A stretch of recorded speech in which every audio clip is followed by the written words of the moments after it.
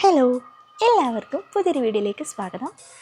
അപ്പം ഇന്ന് നമ്മൾ ഒരു റെസിപ്പി ആയിട്ടാണ് വന്നിരിക്കുന്നത്. അപ്പം ഞാനൊന്ന് ഇപ്പോൾ ഉള്ളൊരു കാലാവസ്ഥ കാണിച്ചാൽ നല്ല മഴയാണ്, രാവിലെ മുതലേ മഴയാണ്. അപ്പോൾ നമുക്ക് നേരെ വീഡിയോയിലേക്ക് പോകാം. അപ്പം ദീപാവലിയൊക്കെ ആയിട്ട് ദീപാവലി സ്വീറ്റ്സ് ഇല്ലാണ്ട് എങ്ങനെയാണ്? അപ്പോൾ ഞാനൊരു സ്വീറ്റ്സുമായിട്ടാണ് വന്നിട്ടുള്ളത്. അപ്പോൾ നമുക്ക് ഉണ്ടാക്കുന്നത് റവ ലഡുവാണ്. അപ്പോൾ അതിന് വേണ്ടിയുള്ള സാധനങ്ങൾ ഇതാ, 1 കപ്പ് അളവിൽ ഞാൻ ഇവിടെ റവ എടുത്തിട്ടുണ്ട്. റോസ്റ്റഡ് വേണമെങ്കിൽ എടുക്കാം, അല്ലാത്തതായാലും കുഴപ്പമില്ല. പിന്നെ ഞാനിവിടെ കാഷ്യൂ, പിന്നെ കിസ്മിസും, പിന്നെ അതേപോലെ തന്നെ ഒരു 1/2 കപ്പ് പഞ്ചസാരയും, അതിൽ 2 ഏലക്കായും, പിന്നെ ചെറിയ ചൂടുള്ള പാലും, പിന്നെ നെയ്യും, പിന്നെ കുറച്ച് തേങ്ങ വേണം. തേങ്ങ ഞാനിവിടെ ചിരകി വെച്ചത് മൊത്തം കൊണ്ട് എടുത്ത് വെച്ചതാണ്. അപ്പം നമുക്കിതെങ്ങനെയാണ് ഉണ്ടാക്കുന്നത് നോക്കാം. അപ്പോൾ ആദ്യം തന്നെ നമുക്ക് ഈ പഞ്ചസാരയും ഏലക്കായും ഒന്ന് പൊടിച്ചെടുക്കാം.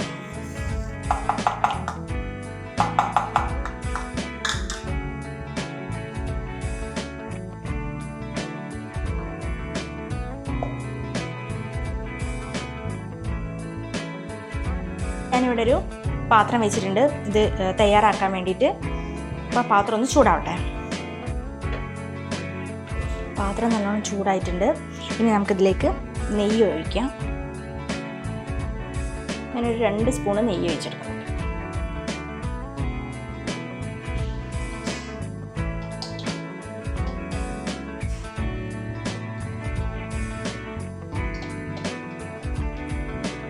ഇനി നല്ലോണം മെൽറ്റായിട്ട് നമുക്ക് കാഷ്യൂവും കിസ്മിസും ഒന്ന് ജസ്റ്റ് ഒന്ന് റോസ്റ്റ് ചെയ്തെടുക്കാം.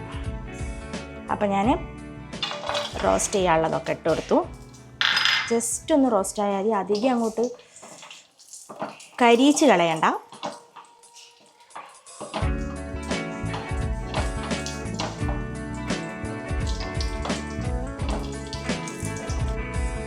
ഞാൻ റോസ്റ്റ് ചെയ്ത് മാറ്റിയിട്ടുണ്ട്.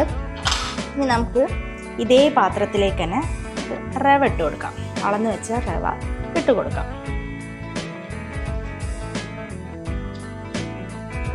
നന്നായിട്ടൊന്ന് റോസ്റ്റ് ചെയ്തെടുക്കാം.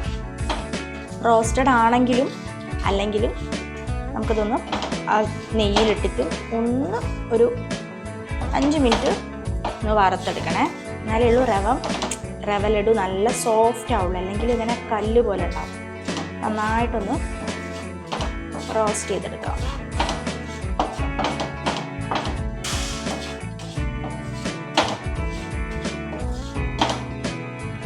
ഒരു 5 മിനിറ്റോളം ഞാനിത് നല്ലോണം റോസ്റ്റ് ചെയ്തെടുത്തിട്ടുണ്ട്. ഇനി നമുക്കിതിലേക്ക് അടുത്തതായിട്ട് ആഡ് ചെയ്യുന്നത് പഞ്ചസാരയും ഏലക്കായും പൊടിച്ച് വെച്ചതാണ്. നമുക്കത് ഇതിലേക്ക് ചേർത്തെടുക്കാം.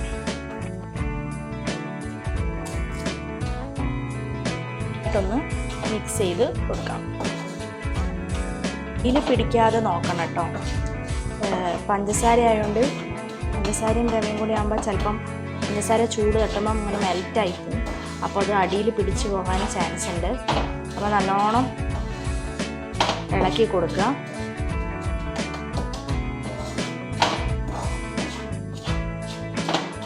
മിക്സ് ആയിട്ടുണ്ട്. ഇനി ഇതിലേക്ക് നമുക്ക് കുറച്ച് തേങ്ങ ചേർത്തെടുക്കാം. വളരെ കുറച്ച് മാത്രം ചേർത്താൽ മതി, അത് കുറച്ച് കട്ട് ചെയ്യും. അപ്പോൾ കുറച്ച് തേങ്ങ ചേർത്തെടുക്കാം.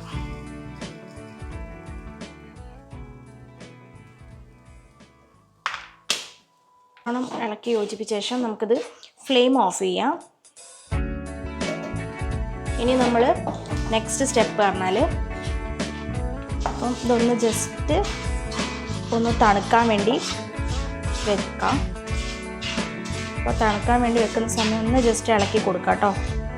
അടിയിൽ ചൂടുള്ളതുകൊണ്ട് വേറെ പാത്രത്തിലേക്ക് മാറ്റി തണുപ്പിക്കുകയാണെങ്കിൽ അങ്ങനെ ചെയ്യാം.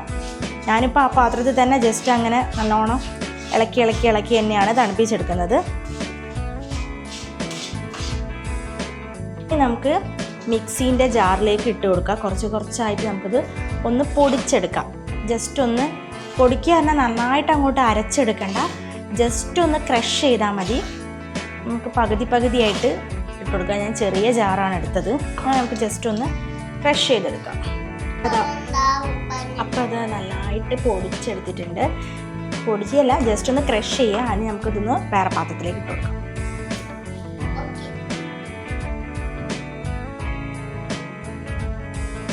ഇനി അതേപോലെ ബാക്കി കൂടി അടിച്ചെടുക്കാം. അപ്പോൾ അതാ നന്നായിട്ട് പൊടിച്ചെടുത്തിട്ടുണ്ട്.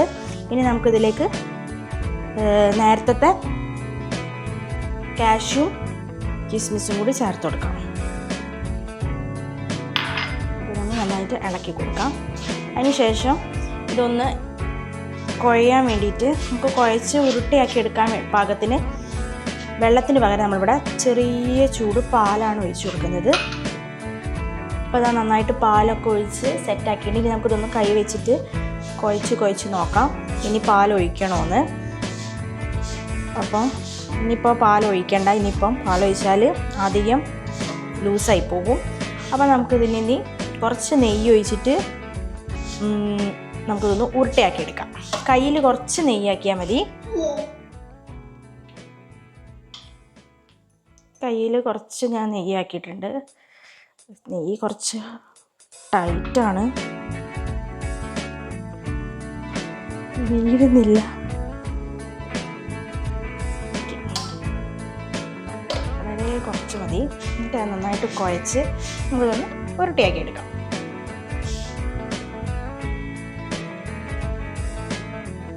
ഓരോന്നായിട്ട് ഉരുട്ടിയെടുക്കാം.